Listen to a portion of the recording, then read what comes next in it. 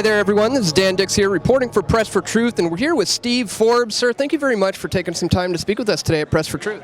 Nice to be with you.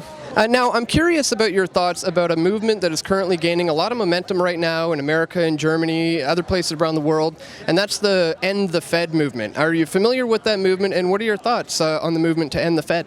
The Fed has to be drastically changed. It's now in a position the more it fails, the more powerful it becomes, including, in effect, imposing taxes. It says it wants inflation, which is a tax.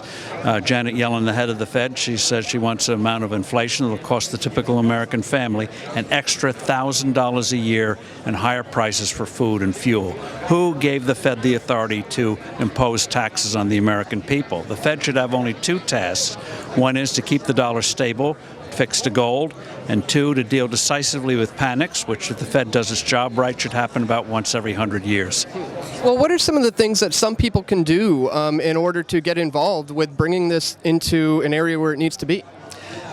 First, read my book called Money, How the Destruction of the Dollars Threatens the Global Economy and What We Can Do About It, and start agitating with candidates. Ask them, what are you doing about the dollar? What do you know about the Fed? Why are you giving it a pass? Why are you treating it like the Wizard of Oz?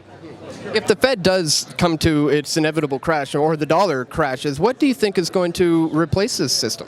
Well, I think before that happens, what you're going to see is we're going to do finally in a few years what we did for the first 180 years of the U.S.'s existence, and that is have a dollar linked to gold.